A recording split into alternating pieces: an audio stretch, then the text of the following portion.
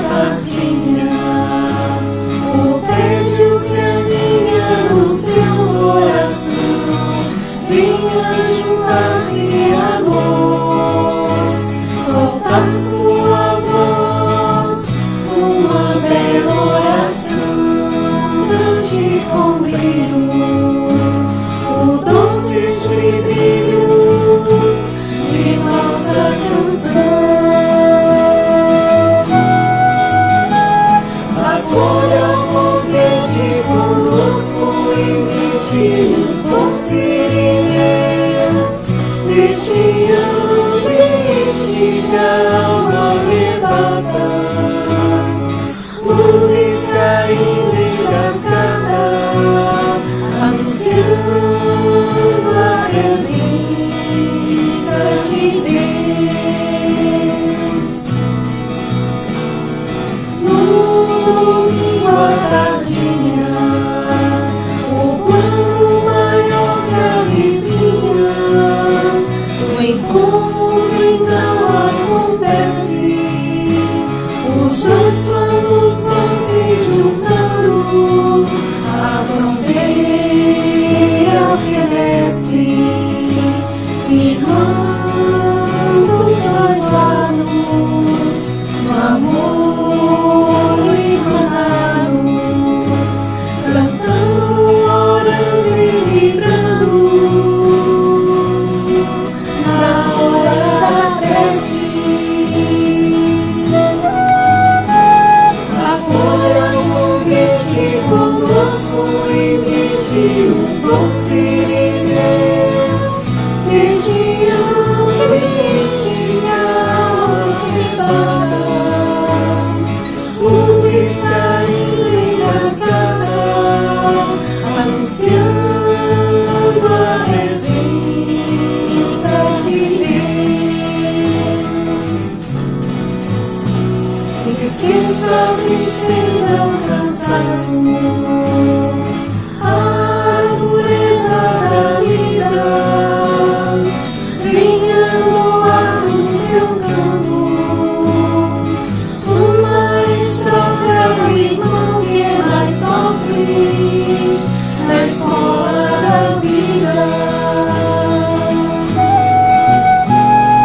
Acolha o convite conosco e deixe os doces deste ambiente que a alma arrebata. Luzes caindo engasgada, anunciando a presença de Deus. Anunciando a presença de Deus.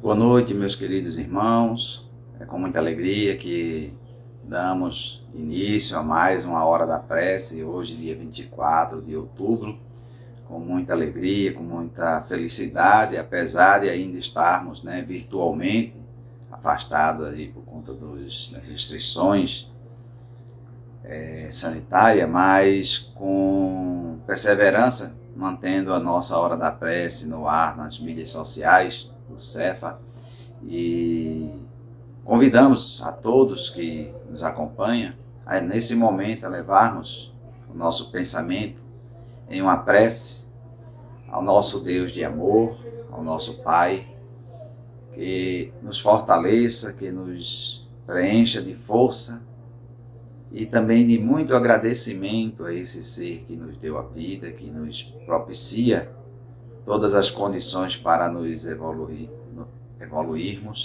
para crescermos perante as suas leis e andarmos de acordo com os ensinamentos do nosso irmão maior, do nosso Mestre Jesus.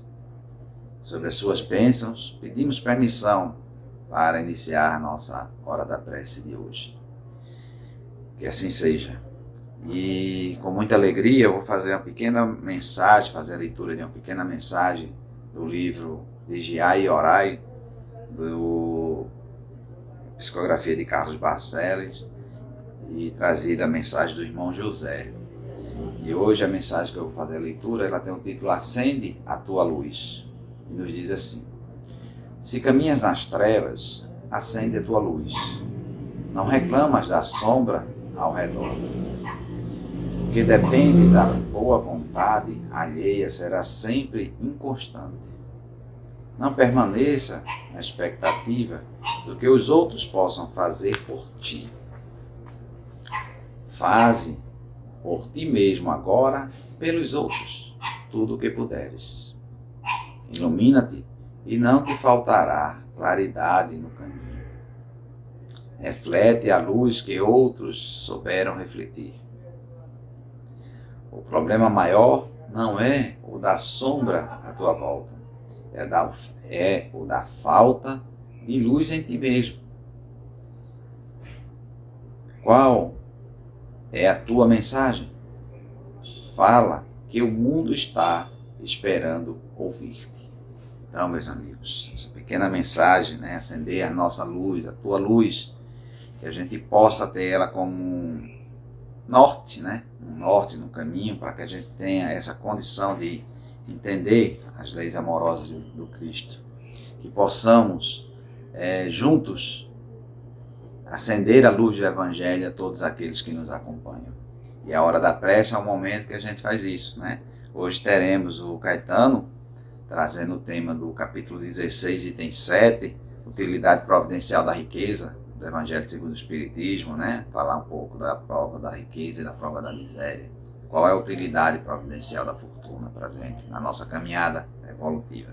E depois o Cláudio Marcelo vai fazer as questões 653 a 656 do Livro dos Espíritos, que fala sobre adoração exterior, para que a gente reflita sobre quem realmente devemos adorar e o que valorizar nessas provas que temos na nossa caminhada evolutiva, no nosso labor diário de aprendizado, que é um presente divino, A misericórdia divina nos presenteia com a reencarnação para que possamos viver em sociedade, amando-nos e respeitando, com humildade, com trabalho, com perseverança no caminho do bem.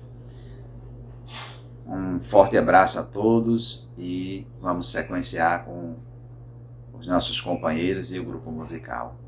Boa noite, muita paz.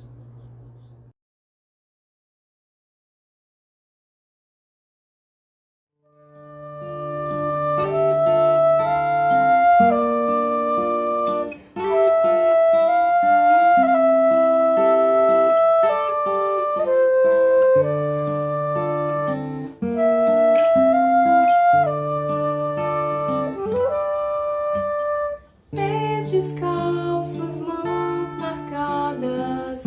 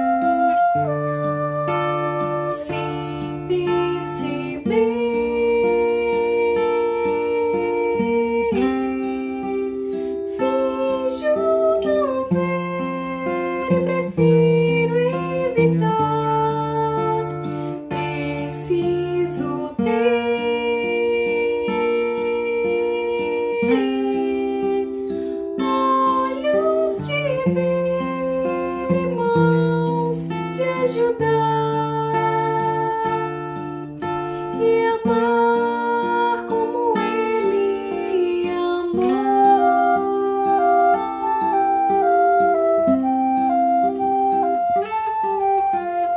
Pés descalços, mãos marcadas, Jesus Cristo nas calçadas, esquecido como a própria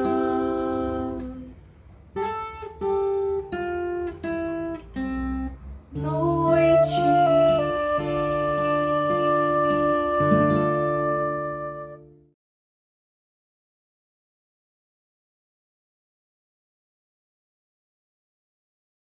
Olá, boa noite, meus irmãos e minhas irmãs. Aqui é Caetano Freitas.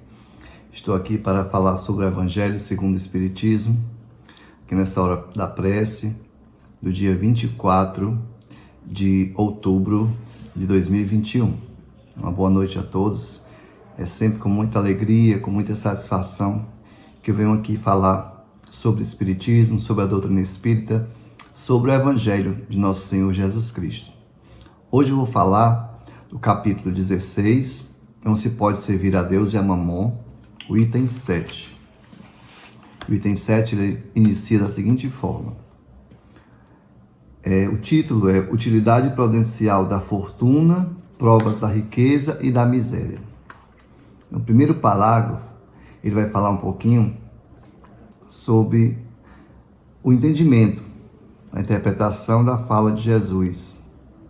E diz assim: se a riqueza devesse ser um obstáculo absoluto à salvação daqueles que a possuem, assim como se poderia inferir de certas palavras de Jesus, interpretadas segundo a letra e não segundo o Espírito, Deus, que a dispensa, teria colocado nas mãos de alguns um instrumento de perdição sem recursos, pensamento que repugna à razão. Então ele está lembrando aqui que a riqueza, ela é disponibilizada, ou digamos assim, chega às mãos dos homens pela vontade do Criador, pela vontade de Deus. Lembrando que nós somos usufrutuários e que essa riqueza, seja uma riqueza material, seja uma riqueza, o dinheiro ou qualquer outro tipo de riqueza, nesse sentido mais material, ele chega através dos tempos, das famílias, mas pela vontade do Criador. E Deus não seria injusto de determinar que algo que fosse de alguma forma levar obrigatoriamente à ruína os seus filhos amados, que ele colocaria isso em nossas mãos, de propósito ou sem pensar refletidamente, quando houvesse de alguma forma uma fatalidade de que toda pessoa que tem a riqueza estaria predestinada a ir à ruína. Pelos preceitos, pelos atributos divinos, isso não se faz verdade. Vem esclarecer sobre isso. Mas ele, de fato, ele reconhece aqui que a riqueza, ela tem os seus arrastamentos, por abrir portas, por ter um certo fascínio, por exigir, de alguma forma, que as pessoas acabam devotando sobre as facilidades que são abertas para quem tem dinheiro ou por quem tem dinheiro, a questão da sensualidade, a questão de que muitas vezes nós nos ligamos aos bens materiais e esquecemos que nós estamos no plano terreno para experiências. Somos espíritos em experiências terrenas e que aqui é passageiro, E no parágrafo seguinte, ele fala assim: quando Jesus disse ao jovem que o interrogou sobre os meios de ganhar a vida eterna, desfazei-vos de todos os vossos bens e seguem, ele não entendia estabelecer como princípio absoluto que cada um deva se despojar daquilo que possui e que a salvação só tem esse preço, mas mostrar que o apego aos bens terrenos é um obstáculo à salvação. Então aqui é só lembrando, que essa passagem do jovem que pergunta a Jesus o que deve fazer para conquistar a salvação, e Jesus o lembra, o aconselha, dele se desprender dos bens terrenos. Lembrando aqui que essa ideia de abandonar e de obter a vida eterna, na verdade está falando do sacrifício que nós fazemos e devemos fazer nos nossos quereres. E ele vai falar mais adiante que a riqueza tem uma destinação de gerar o trabalho, de gerar a pesquisa, de gerar o progresso da humanidade. Então ele vai esclarecendo aqui que a proposição que Jesus lhe fez era uma prova decisiva para pôr a descoberto o fundo do seu pensamento, para investigar qual era o pensamento desse jovem, qual era a sua verdadeira intenção. Será que ele realmente estava disposto a largar tudo e seguir com Jesus e ser seu discípulo? Ele podia, sem dúvida, ser um perfeito homem honesto, segundo o mundo, não fazer mal a ninguém, mas não maldizer seu próximo. Aquele rapaz fala, nessa passagem que é citada, que ele honra todos os mandamentos. E eis que Jesus quis demonstrar que era uma aplicação do princípio: fora da caridade não há salvação. Novamente lembrando que tem finalidades os bens que nós possuímos e que a caridade é o que deve nos mover, e que esse desprendimento ele não significa conduzir esses bens com irresponsabilidade, irrefletidamente, mas que para fazê-lo gerar riqueza no sentido de gerar o conhecimento, de gerar o avanço intelectual dos nossos semelhantes. E aqui mais adiante ele vai dizer assim: se a riqueza é a fonte de muitos males, se ela excita tantos as más paixões e provoca mesmo tantos crimes, é preciso tornar-se não a coisa, mas o homem que dela abusa, como abusa de todos os dons de Deus. Pelo abuso, ele torna pernicioso o que lhe poderia ser mais útil. É a consequência do estado de inferioridade do mundo terrestre. Então ele vem lembrar que o que nós fazemos com essas conquistas, com os conhecimentos, com os bens materiais, é que o torna ele algo que pernicioso. Lembra também um pouquinho aqui aquele entendimento de que a mediunidade em si, ela é neutra, e que nós é que usamos fazê-la dela de forma adequada, de forma correta, mediunidade com Jesus, e que é uma riqueza de alguma forma, uma riqueza espiritual, mesmo seja uma mediunidade de provação, mas que de alguma forma a gente vê muitos dos nossos irmãos que se perdem na mediunidade, que se perdem por não entender, e da mesma forma vemos muitos irmãos nossos que se perdem em função da riqueza, em função dos bens materiais, em função daquilo que eles possuem, e que, digamos assim, nós não estamos isentos de fazer o mesmo muitas vezes nessas situações, que nós muitas vezes recriminamos e de repente nos pegamos se não fizemos ou não fazemos nessa existência, quiçá tenhamos feito em outra, provavelmente sim. Deus não teria colocado sobre a terra essa riqueza para produzir, para que fizesse o mal, para que o homem obrigatoriamente, sem escolha, sem o livre-arbítrio, fizesse o mal. E ele fecha aí o parágrafo com a seguinte informação: com efeito, o homem tem por missão trabalhar pelo aprimoramento material do globo. Deve desbravá-lo, saneá-lo, dispô-lo para receber um dia toda a população que a sua extensão comporta, para alimentar essa população que cresce sem cessar. Precisa aumentar a produção. Se a produção de uma região é insuficiente, será preciso ir procurá-la lá fora. Por isso mesmo, as relações de povo a povo tornam-se necessidade. Para as tornar mais fáceis, é preciso destruir os obstáculos materiais que as separam, tornar as comunicações mais rápidas. Então não podemos esquecer que é através das riquezas materiais que surgiram aí as navegações, que se torna possível a globalização, que se torna possível a comunicação entre as nações, entre os povos. Não podemos esquecer que, de alguma forma, essas riquezas nos permitem aí as obras de caridade. Nós podemos citar, por exemplo, o Chico Xavier, podemos citar a Casa do Caminho em Salvador, de Divaldo, que tem de alguma forma que tantas famílias que têm direito a uma educação de mais mais qualidade, que tem direito a uma saúde, então a uma profissão. Quantos e quantos não são beneficiados com o uso correto, com o uso adequado dos bens materiais? E não podemos esquecer que muitos de nós podemos fazer isso no nosso dia a dia. Mesmo quando nós não temos tantos bens, mesmo quando nós não temos acesso a tantas riquezas, e que nós no nosso dia a dia, do nosso trabalho, do nosso suor, podemos também nos doar, né? Como disse aqui, fora da caridade não há salvação.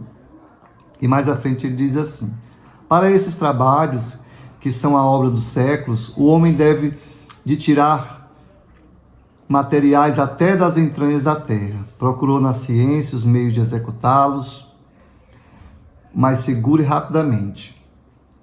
Mas, para realizá-los, lhe foram precisos recursos. A necessidade fez criar a riqueza, como fez descobrir a ciência. Então, ele está lembrando novamente que, através dessa necessidade de buscar os meios de subsistência, esses recursos, foi necessário ter o entendimento, o estudo, o conhecimento, foi necessário o aprimoramento das máquinas, foi necessário, de alguma forma, o aprimoramento do trabalho, das relações de trabalho, foi necessário o desenvolvimento da inteligência do ser humano, que aí é um outro preceito que diz a doutrina, que nós estamos para inteligenciar a matéria e que nosso avanço intelectual tende a, de alguma forma, trazer também o avanço moral, que nós estamos aqui para seguir nesses dois caminhos de intelectual e sentimento, evoluir como espíritos, ajudando-se uns aos outros. E ele fecha dizendo assim: a riqueza, sendo o primeiro meio de execução, sem ela não mais grandes trabalhos, não mais atividade, nem estímulo, nem pesquisas. É, pois, com razão, considerada um elemento de progresso.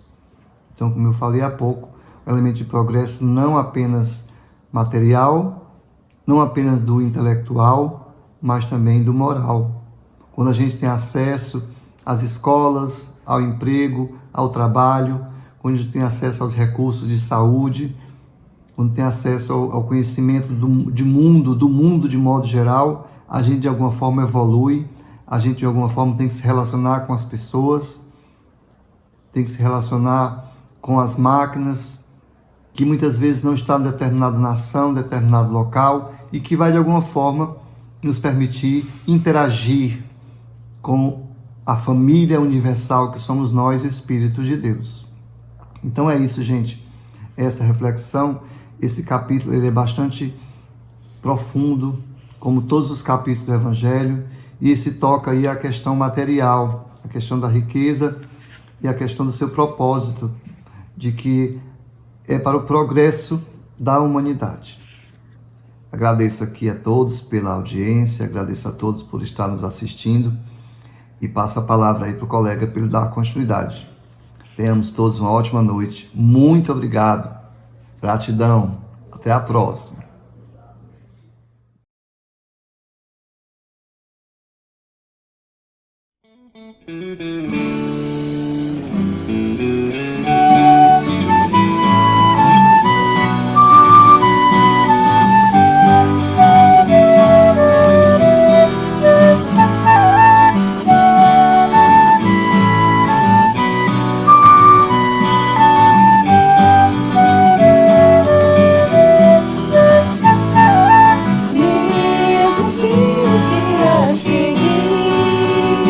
Trazendo nuvens de gás, descalante da certeza, e lá de cima depois a pequena passageiro, é assim se exercitar para a vida imortal. Que hoje é tão difícil, amanhã será conquistar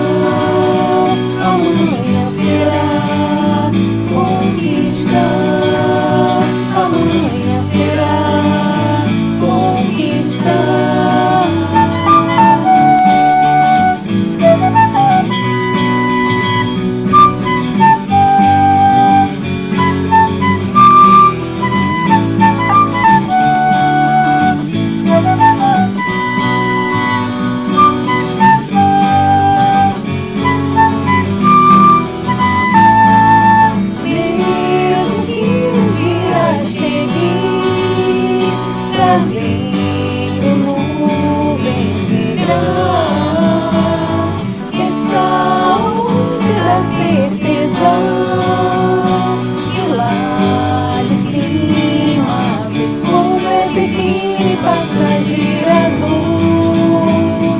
É assim que se exercita para a vida imortal. O que hoje é tão difícil, amanhã será conquista. Amanhã será conquista. Amanhã será conquista.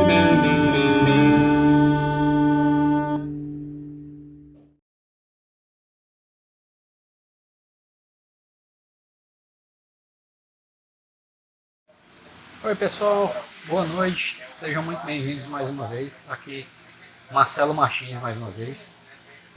Hoje eu vou discutir com vocês o Livro dos Espíritos e a gente dá continuidade ao início, tá? Bem no princípio, do capítulo 2 do Livro dos Espíritos. Hoje eu fico discutindo o Livro dos Espíritos com vocês. E esse capítulo trata da lei de adoração. E vem aquela ideia, qual é o maior dos mandamentos? Amar ou adorar a Deus sobre todas as coisas. E nós discutiremos as manifestações exteriores da adoração, nos itens 653 a 656 do Livro dos Espíritos. E seguimos a leitura. Questão 653. A adoração necessita de manifestações exteriores?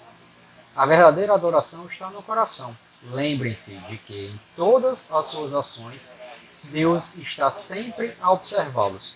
E aqui ele já começa com uma observação muito interessante, porque de vez em quando a gente pensa se a gente tem uma obrigação de seguir determinado tipo de rito.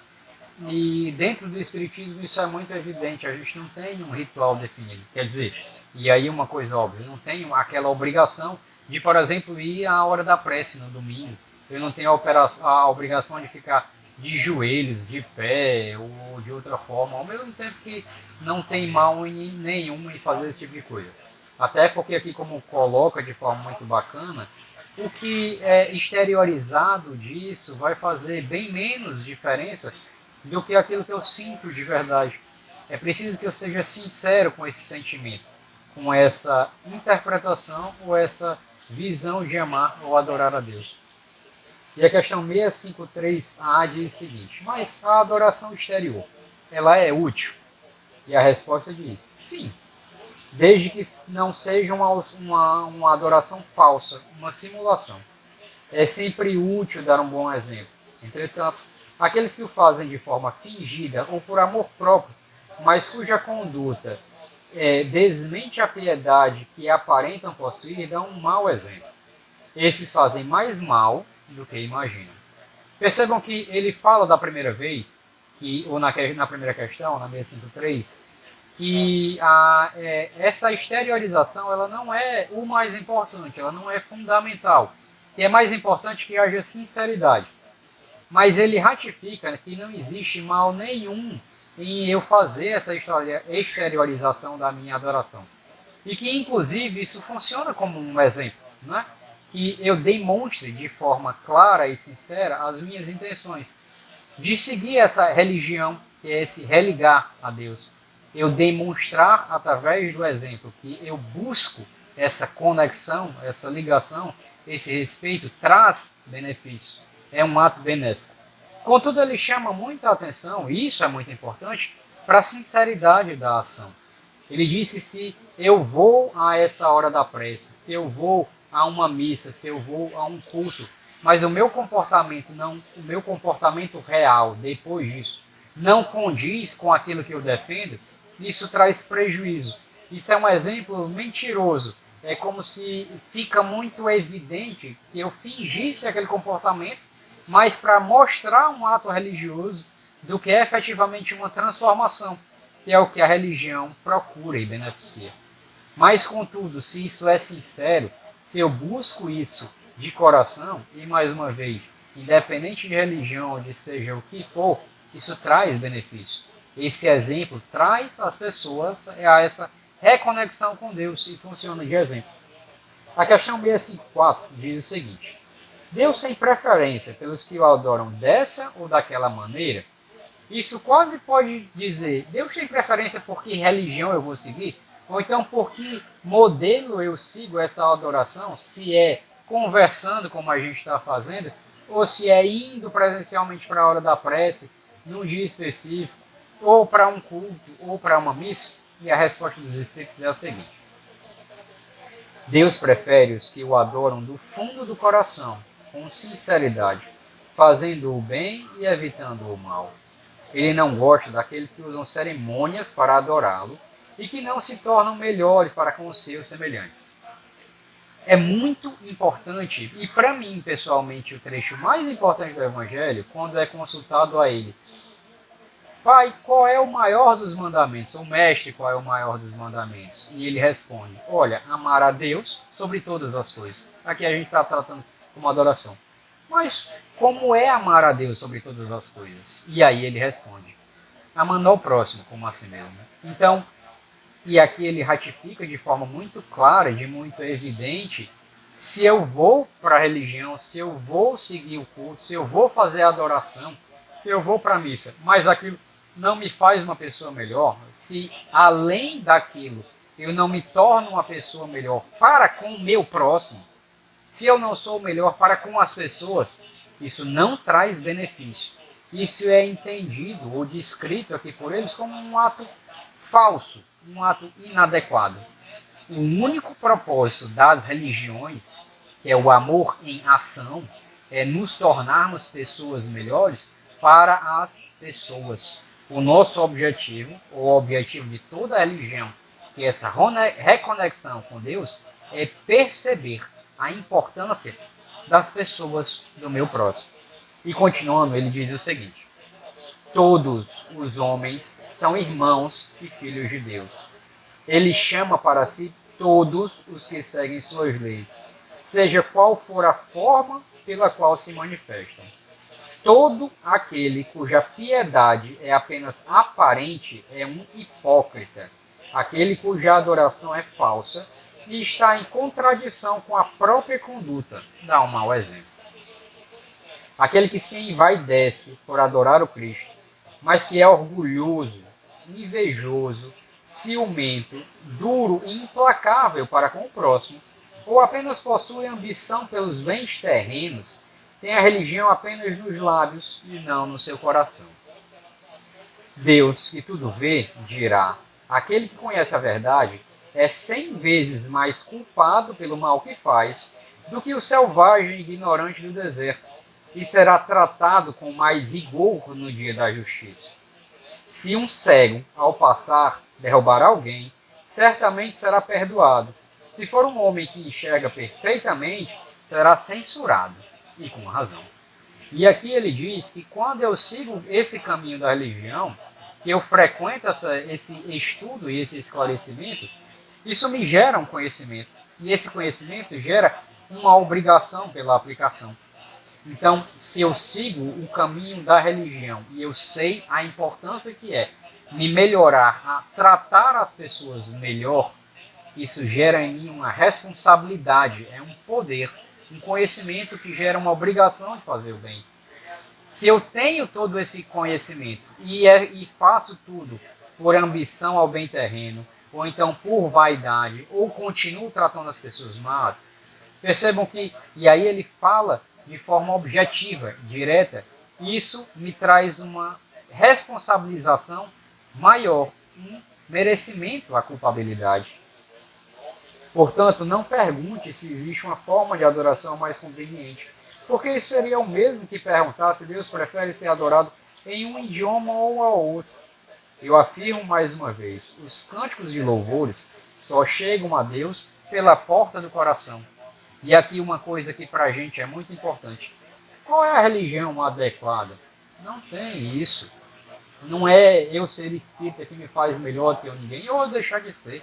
Ou eu mesmo nem ter religião, ou ser dessa ou daquela. Isso é absolutamente irrelevante.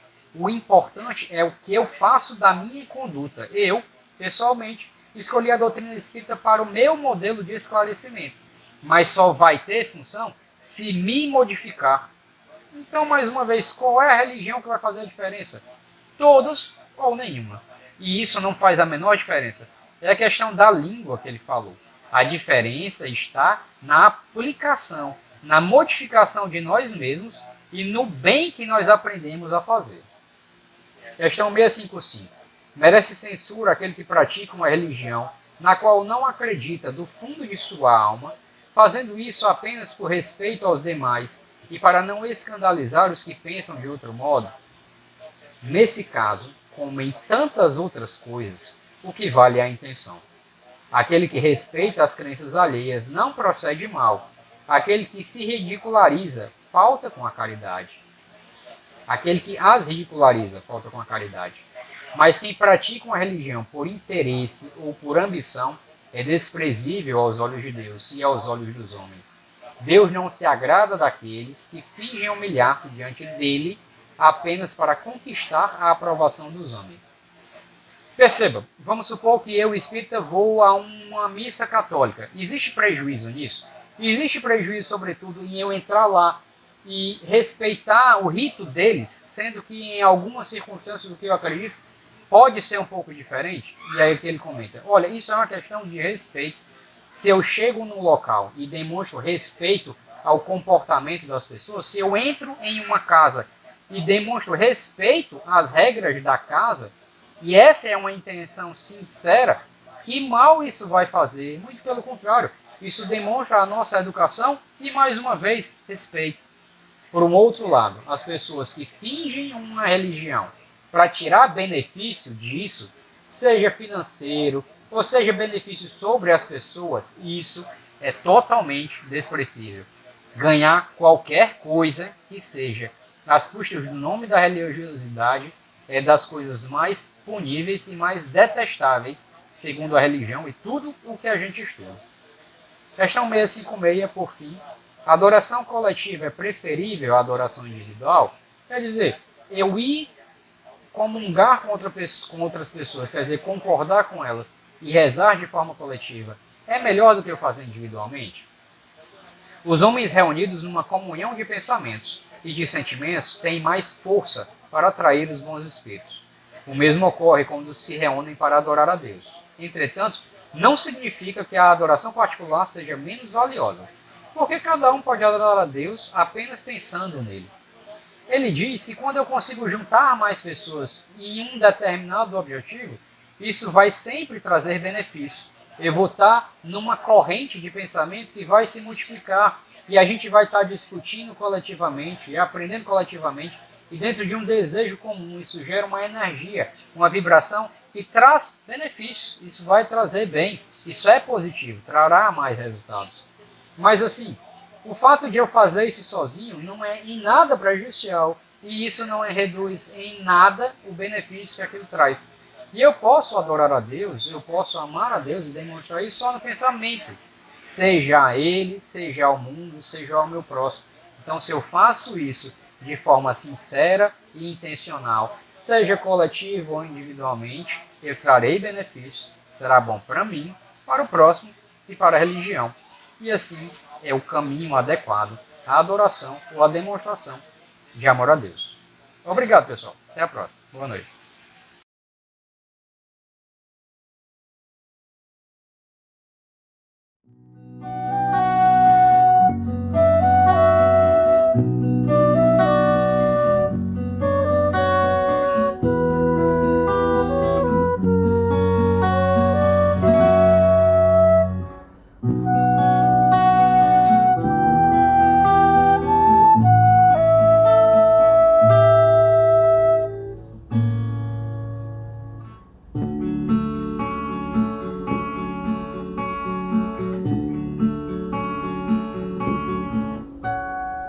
Onde está Deus? Pergunta o cientista.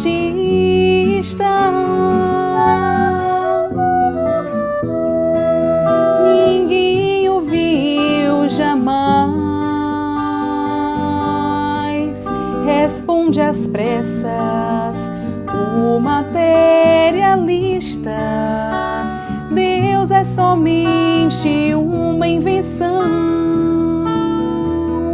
da fé.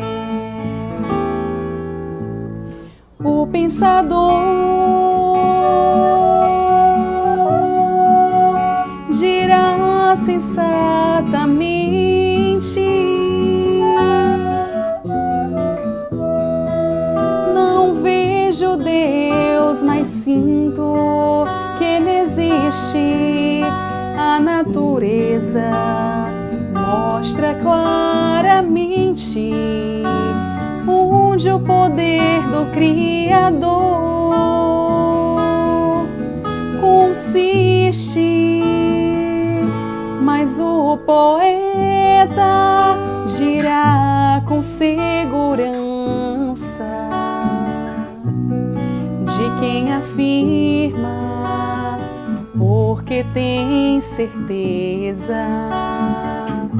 Eu vejo Deus no riso da criança, no céu, no mar, na luz da natureza.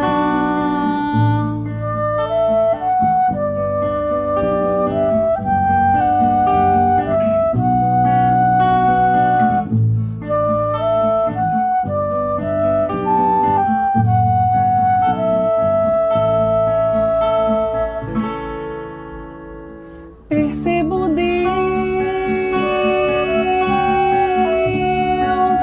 na mão que acaricia,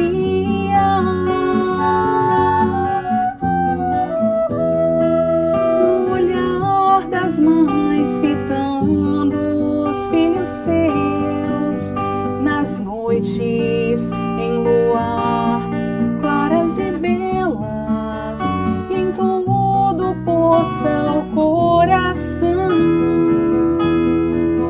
de Deus. Eu vejo Deus nas flores e nos prados,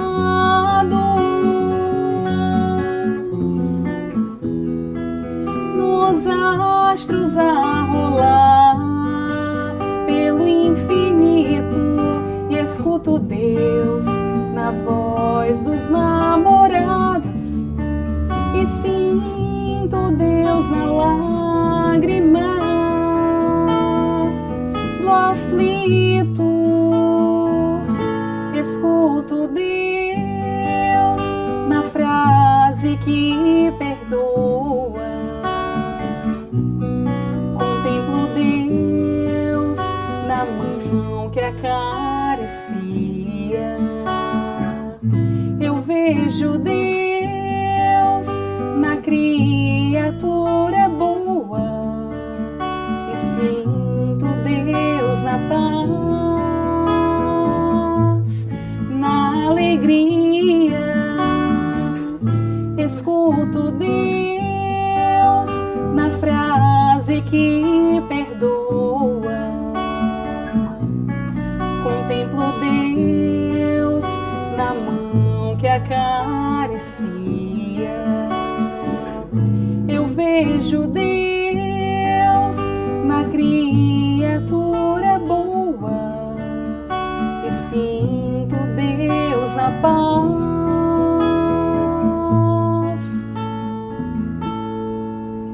na alegria.